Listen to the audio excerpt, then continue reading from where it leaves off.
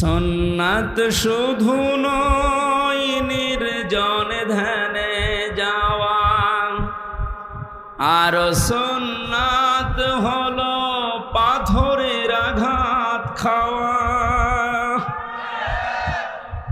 সুন্নাত শুধু নয় মেষ চরাতে যাওয়া, আর সুন্নাত হলো রাষ্ট্রনায়ক হওয়া।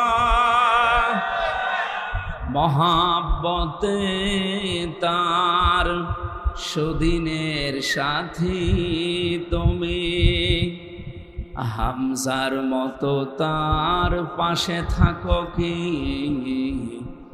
আর কিছু সুন্নাত আছে তুমি জানো কি?